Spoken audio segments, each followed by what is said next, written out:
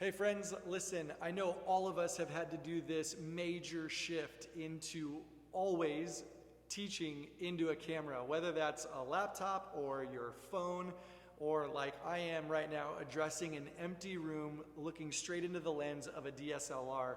All of us have had to make at least some shift in how we communicate with the people who we do ministry with on a regular basis. So here's what I wanted to do in this very special episode: give you a few tips and tricks that can help you deliver to the absolute best and hopefully maybe reduce a little bit of the stress that comes when it's time to deliver a timely word. Here are my preaching tips for speaking over a camera in no particular order, but all very helpful. The first one: should I preach live or should it be pre-recorded? This is, I think, up to your technical capacity. I find that speaking live allows me to facilitate a conversation when I've got a moderator sitting off to the side somewhere. They can actually softball me questions that are coming straight through a live feed.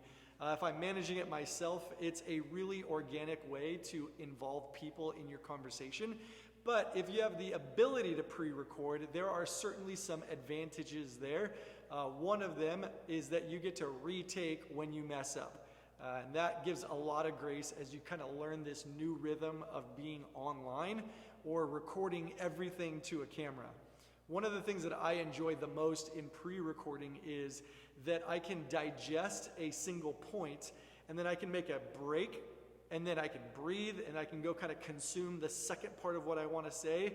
I can get all of that out, and I can break, and in between each of those breaks, for continuity's sake, I can actually put a slide, or I can just make a transition to another shot. Now, right now, I'm shooting with just one camera, so if I was doing something that would give me kind of that like continuity that made it feel like it wasn't being broken up so much, I could just move this camera to a different angle, shoot the same thing again, and now I've got two options that I can kind of jog between. My personal preference, especially over the last few weeks, is that I've pre-recorded a lot of my content, and it's just allowed me to notch up anything that seems inconsistent, and I can kind of cut out anything that has me kind of like babbling on or isn't quite what I wanted to get out there, let's say, versus just being in a live room, getting it out in front of an audience. So live versus pre-recorded, I think it's really up to you and what you're most comfortable with. I would recommend you try both and you lean into the one that you feel the most comfortable with. We're not going to be in this situation forever, but I do think that it is extremely valuable for you to continue this medium as a regular discipline, even after we can come back together. The reason being is because there are so many people who find your content online, whether it's YouTube or Facebook or Instagram or TikTok or whatever it is that they're looking at. You want to make sure that you're visiting them where they already are at. And my gut tells me that lots of people that you can reach through this medium, you may not be able to reach in a large room, just like this. How about delivering the whole thing or segmenting it out? And now, we've done a few different things, and here's what I like. I actually love when we can split up a sermon. If you've got somebody or you've got a bench of people that you can bring into this like once in a lifetime moment where you're having to deliver every sermon over a video feed, this is a great time to bring in somebody to share the sermon with you. One, it breaks up kind of the monotony, but two, it allows you to kind of bring up, to raise up more communicators in a season when that is definitely an advantage versus where you'd be the only communicator. I tell you what, I've spent more time in front of a camera over the last 3 weeks, and it is hard to be the only communicator, which is why I'm so thankful that our youth guy, our worship guy, and several of our volunteers are really good in front of the camera because I've shared that time with them. So that's my encouragement to you. Again, when it comes to putting the whole thing out there, message-wise versus segmenting it out, I have found a ton of stress relief in hitting the pause button, looking back at my notes, and then going back to the camera.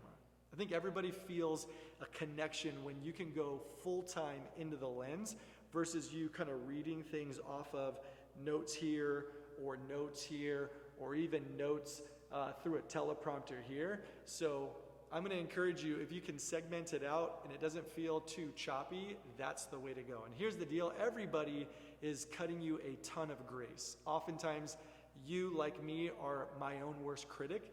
And when people are looking to your content, they're looking for connection with the speaker. They are giving a lot more grace to the quality of the content. So give yourself the same grace as you prepare whatever it is that you're preparing.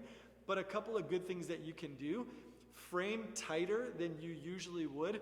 Our stage is way back there. Notice how I'm not speaking on it, because this feels a lot more, I think, intimate. It gives you a closer look at my features. It's right with you instead of way back there.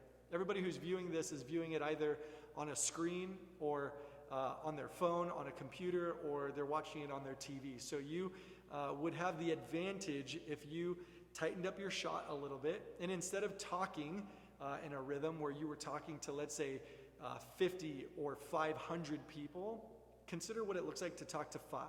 That's one of the easier ways, and one of the more consistent pieces of advice I've been giving to other pastors, is making that kind of curve to talking to maybe imagining talking to 2, 3, 4, or 5 people at a time, instead of talking to maybe 30, 40, 50, or 200, 300, or 400. It just translates better.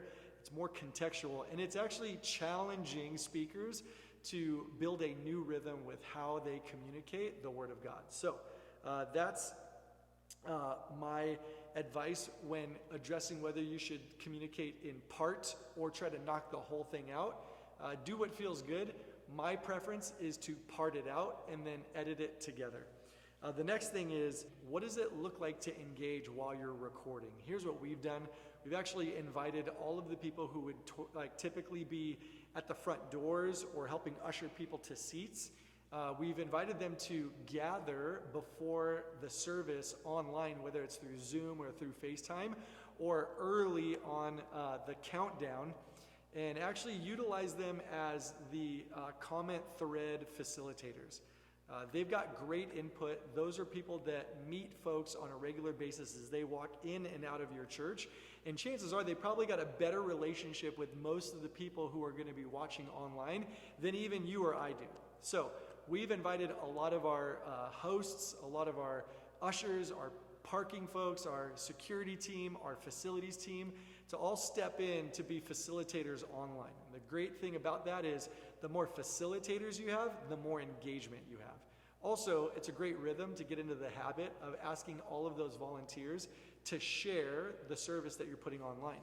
That gets it in front of more families, that gets more people hearing hope, and it gets more people engaged with your message and your brand. That's my quick tips when it comes to preaching your message. I'm about to record mine, getting into the week before Easter. By the time you hear this, it may be Easter week, and I'm hoping these tips encourage you. If you've got any tips that have helped you out, feel free to email them to me, mingo@torreypines.church, or if you know somebody who can be encouraged by this, maybe you can forward or tag them in it. I'm praying for you. I'm hopeful for you in this season, and I'm with you as you minister to people the same way I'm ministering to the people that God has with us at our church. I love you. I'll talk to you soon.